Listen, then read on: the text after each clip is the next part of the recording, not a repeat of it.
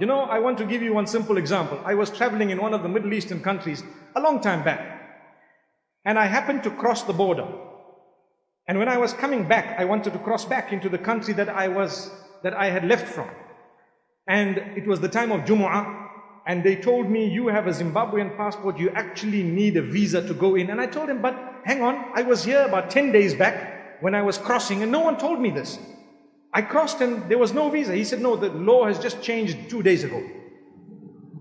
Now I have a flight to catch, and I'm making dua to Allah. And I say, Ya Allah, help me. Ya Allah, I'm in need. Here, my entire family, they're not affected because obviously they have a different nationality. But with me, subhanallah, help me, Ya Allah, what am I going to do? I've got a flight to catch, and I need to return home. And so it was the time of Jumu'ah, and the adhan went.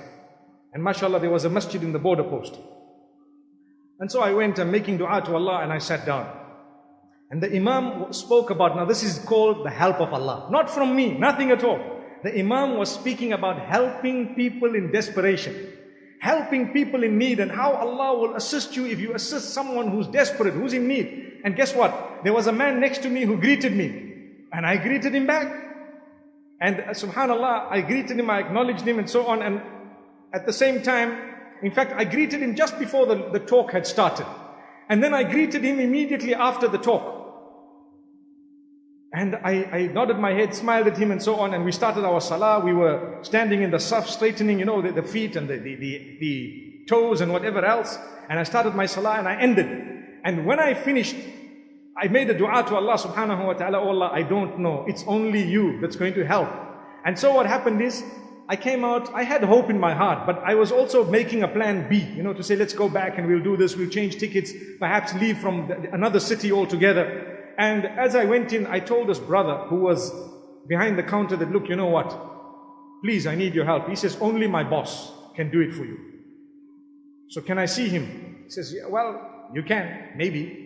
You can enter that door, and if he's there, you're lucky. So I went by the door, there was someone cleaning. Knocked on the door opened. Who was the boss? The man who sat next to me just the time of the khutbah and salah, and he read right next to me. And guess how I started my story? Assalamu alaikum. You know, you can remember the smile, can't you, you know? So I looked at him and I'm saying to myself, let me try and choose the best way of convincing him such that he will not be able to say no if he has a heart.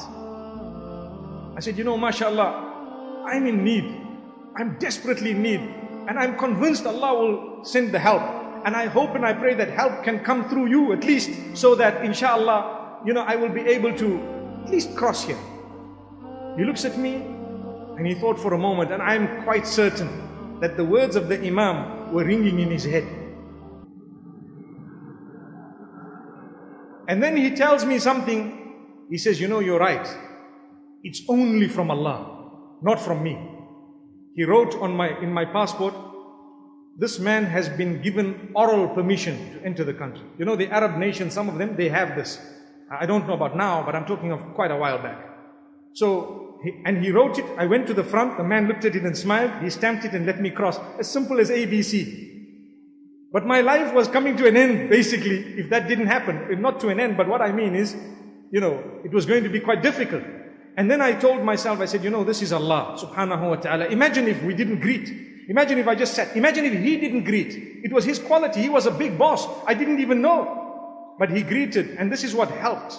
And I greeted back. And this is why, remember, sometimes we are arrogant. We don't want to. It's shaitan that overtakes us. We are human. We need to check it again. Make sure you remove it. Fight it. Fight it. Be humble. You know, I've seen people with mega wealth, and you'll never pick up that this man has wealth. And I've seen people with next to nothing, and they have their first $1,000, and next thing they feel like, subhanallah, I'm Bill Gates. Allahu Akbar. Bill Gates. I always used to wonder why Bill Gates is so wealthy. But then I realized that the dollar in America is called the bill. Have you thought of that? It's called the bill. So he's the one who has the key to the door. Allahu Akbar. That's perhaps him. But for us, Allah has the key. Allah has the key to the door. We don't need the green bills, mashallah. We need entry into Jannah. May Allah subhanahu wa ta'ala grant us goodness of the dunya as well as goodness of the akhirah.